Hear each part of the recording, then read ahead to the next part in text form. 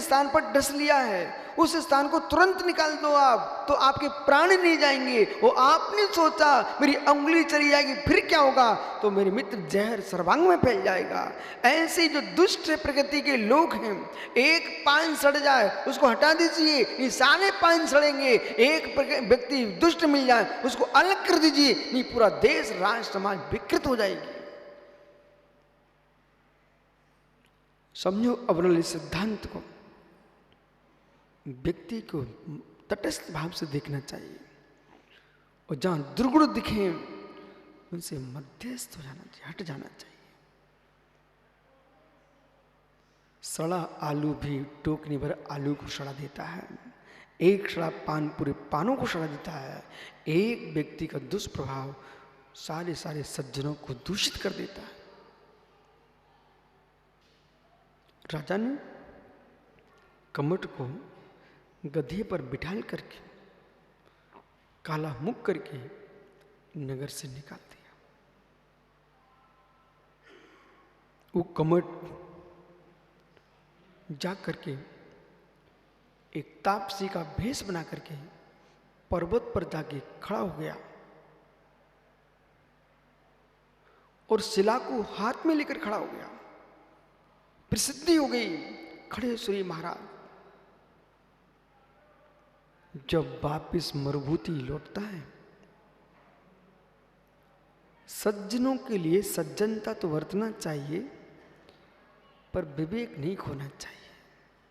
एक एक नीति को आप समझते जाओ, नोट करो। सज्जनों को सरल तो होना चाहिए परंतु विवेक नहीं खोना चाहिए।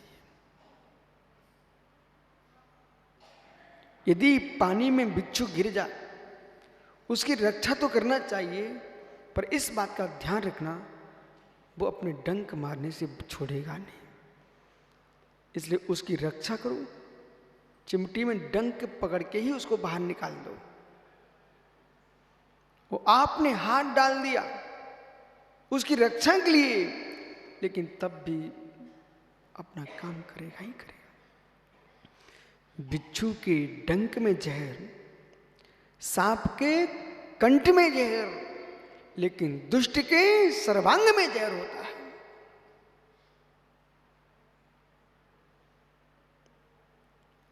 मरुभूति आए, महाराज अरविंद से कहा, स्वामी भाई मेरा चला गया है, आप उसकी रक्षा करो।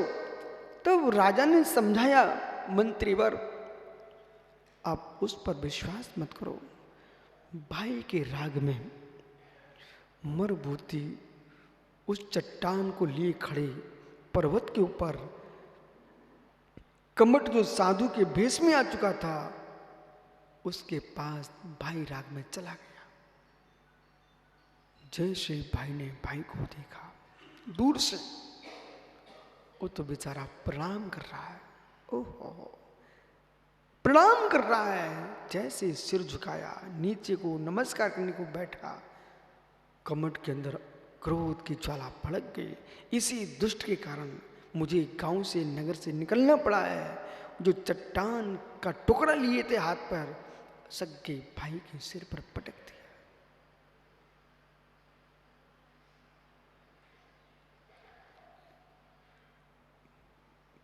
पहले भव का अवसर प्रारंभ हो चुका है। भाई ने भाई की हत्या कर दी। कहां साधु के भेष में था। दुष्ट प्रकृति से युक्त होकर के रुद्र ध्यान से मरा। अगंधन नाम का सर्प हुआ कमट। आर्त ध्यान से मरण करके मरुभूति का जीव हाथी बन गया।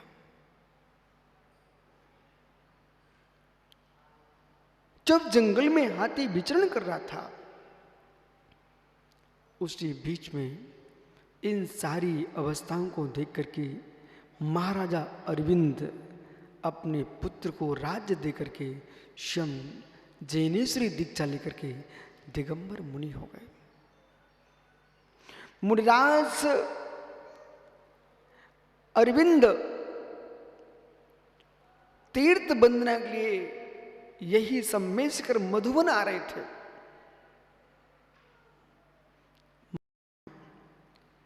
ये संपूर्ण जो करी सम्मत करीबन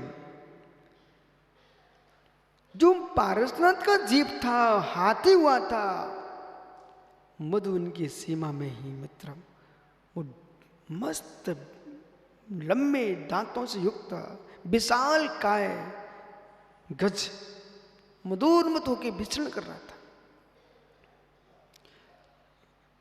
शाम का वक्त समय हुआ तो दिगंबर मुनि न रात्रि में चलते हैं, न रात्रि में चरते हैं, न खाते हैं, न विहार करते हैं, एक के स्थान पर ठहरते हैं। धन्य योगियों की चर्या। जैसे सूर्य अस्त हुआ, मुनिराज अरविंद एक स्थान पर ठहर गए। रात्रि के समय चिंगारता हुआ वो हाथी दौड़ता चला रहा था, कुपित होकर के अनेक जीवों को कुचलता हुआ, झाड़ियों को उखाड़ता हुआ मुनिराज के पास खड़ा हो गया।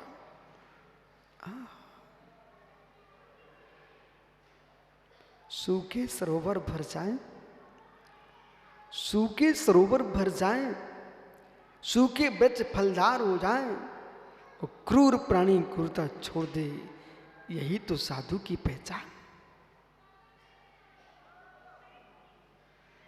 हाथी मुनिराज को कुचलने के लिए दौड़ रहा था, पर जैसे निर्गंत योगी को देखा, बिना अंकुश के, बिना महामत के जंगली हाथी क्षण मात्र में शांत हो गया।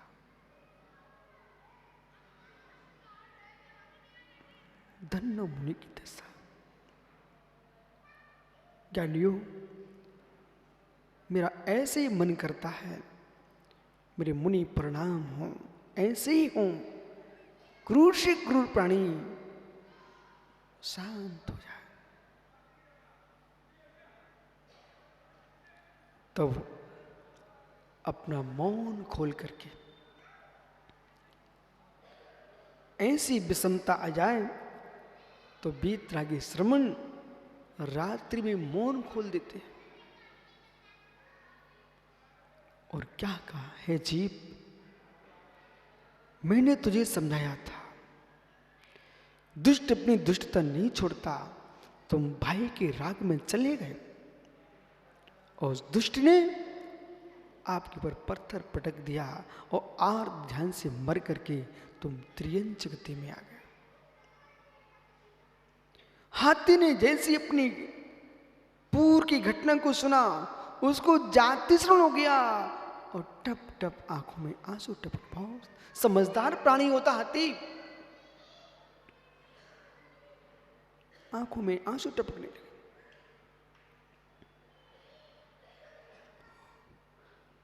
और शांति से बैठ गया। मुनिराज के पाद बुन में बैठ करके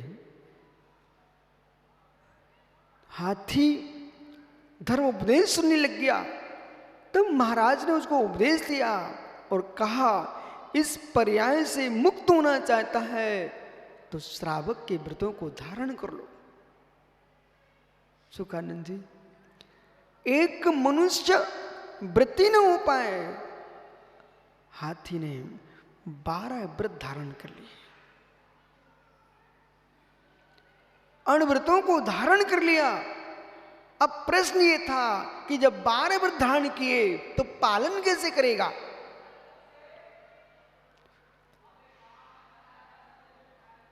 बहुत ही विवेक से पालन करता। जो हाथी वृक्षों को तोड़ के फेंकता था, उस हाथी के अंदर इतनी करुणा बस गई, उसने वृक्ष की डाली तोड़ना बंद कर दिया और सूखे पत्ते जहां मिलते थे उनको खा करके जीने लगा। बैठो भैया, लोगों को तो न अष्टमी दिखे न चतुर्दशी की हरियाई खाते रहते हैं ढेर सारे। स्वतम हाथी सूखे पत्ते खाने लगे, हाथी सूखे पत्ते। रोषद करने लग गया। अब पानी प्यासो कैसे पिएगा? तो मित्र, पर्याय की प्रत्याशक्ति, उसके पास तो छन्ना नहीं है, उसके पास को मटका नहीं है, तो फिर शास्त्र में क्या लिखा हुआ है? जहां पर सूर्य की किरणें पड़ रही हो, जहां पर दूसरे जानवर निकल चुके हो, ऐसा पानी प्रासुक है, उसको वो प्राणी, जब दूसरे हाथी निकल जाते, सूर्य की किरणें पड़ती थी, ऐसे पानी को पीता था और इतना कमजोर हो गया, ढील ढाल विशाल, एक करवट से लेटा रहता था। उसे मालूम था मैंने करवट बदली ना तो मेरे नीचे जीव दब के मर जाएंगे। ओहो। एक त्रियंच का विवेक सत्य है। दो बगीचे हैं, एक देह और एक आत्मा। आत्म बगीचे को पानी देगो तो एक बगीचा सूखेगा। तपस्या के नियोग से पुण्य तो बढ़ा पर शरीर सूख गया। जीव सपकाराय तो देह सपकारकम, या देह सपकाराय तो जीव सपकारकम। जो जीव का उपकार चाहता है उसकी देह का अपकार होगा, जो देह का उपकार चाहता है उसकी आत्मा का अपकार होगा। विष्णु सागर जी, दो धाराएं एक साथ नहीं बह सकती। एक दिन हाथी सरोवर में पानी पीने उतरा, कमजोर हो गया था, दलदल में फंस गया। जैसे निकलने की कोशिश करे और फंसता चला गया, परंतु कर्मन की गति न्यारी, टाले नहीं टले। संजय सागर जी, मित्र, सोच सकते आप इनके साथ ऐसा क्यों, मेरे साथ ऐसा क्यों, ये मात्र चिंतन कर सकते हैं, विचार कर सकते हैं, भाव बिगाड़ सकते हैं, लेकिन कर्मन की गति न्यारे। पारसनाथ का जीव हाथी, मरुभूति बनने वाला पारसनाथ दलदल में फंसा और कमट का जीव अगंदन सांप हुआ था।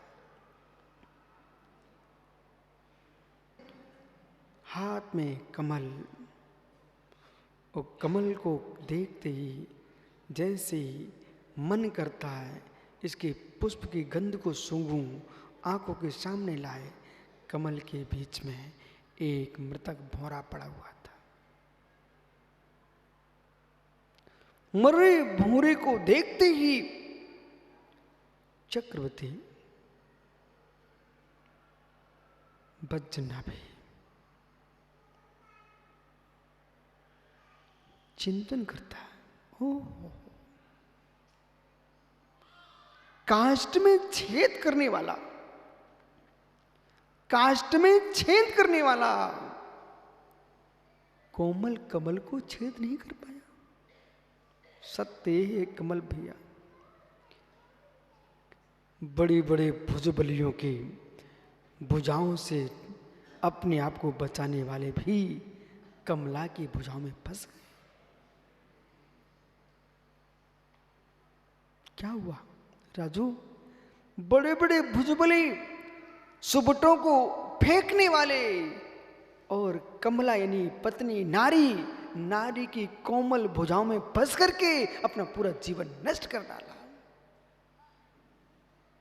अहोरा भौरा आया प्रातः की अनुडाई में और बैठ गया था कमल के अंदर, कर रहा था चिंतन, मकरंद पान करूंगा।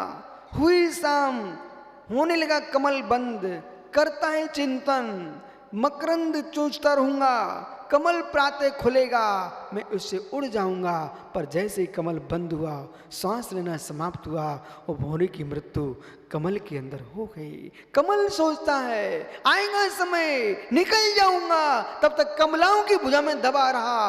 आया यमराज, मेरे मित्र ले गया, मेरे मित्र कमला की भुजाओं में कमल मर गया।